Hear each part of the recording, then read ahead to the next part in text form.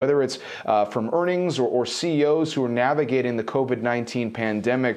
Let's hear from one of those chief executives now. Linda Hasenfratz is the CEO of the auto parts giant Linamar, and she joins us with a little bit more on her business in this time of uncertainty. Linda, thanks for being with us. As always, appreciate it. It's a pleasure to be here. Can you give us an update first, Linda, on the performance of Linamar and how you've been navigating the business during COVID-19? Yeah, sure, absolutely. I mean, we approach this situation like we do any kind of urgent crisis situation. And what that means is you get the right team in place, you gather all the facts that you can, you put a plan in place, you execute on the plan, and you over-communicate. So, we've been really trying to focus on all of the above, adjusting the plan as we need to. So obviously circumstances nobody's been through before, so we're learning as we go. But at the moment we're really mostly in recovery mode. And it's interesting because we're a global company, we've been able to experience this situation in stages.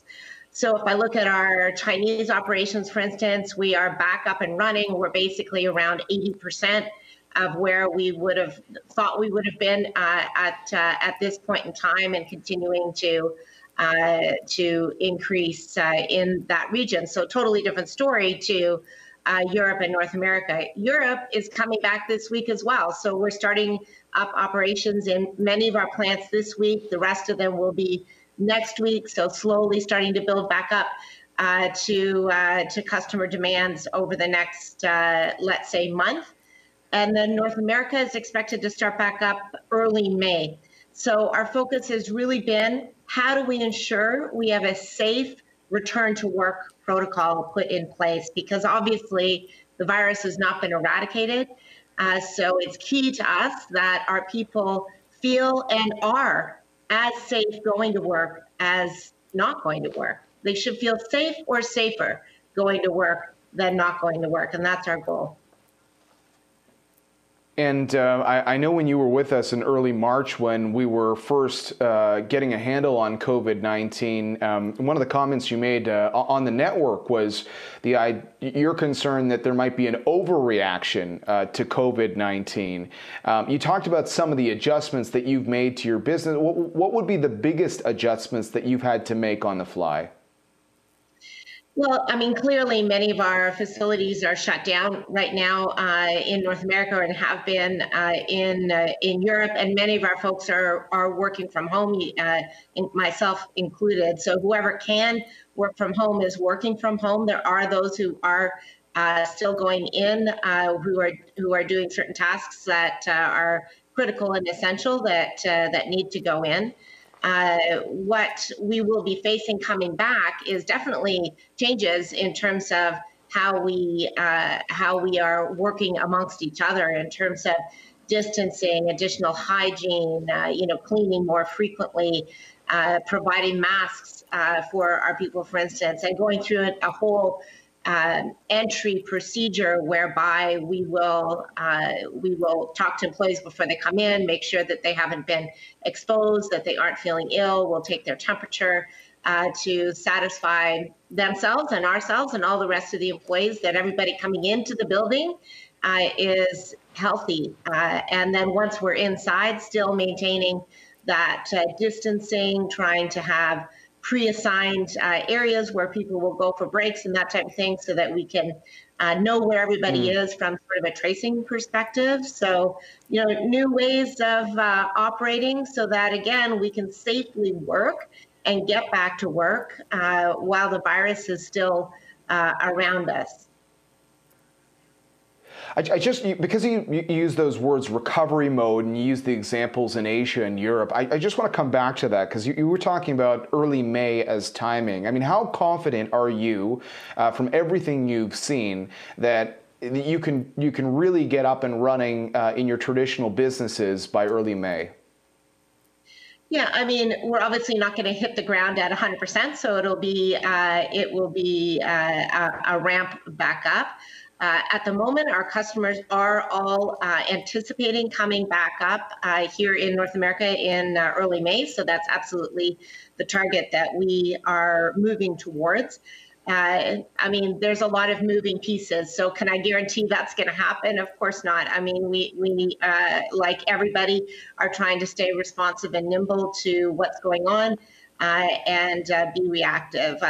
I do think that, you know, from a lockdown, shutdown perspective, we do need to balance that we have a long enough shutdown that we have flattened the curve of infections, but not so long as to create undue economic impact. And I know that's a tough balance to strike, to know, you know, when's the right time to start to think about going back to work, which is why we think it's so important to establish these safe working protocols, because the virus won't be gone. Hopefully it'll be much diminished in terms of the risk, thanks to the shutdown that we've been through, but it won't be gone. So we do need to be conscious of that.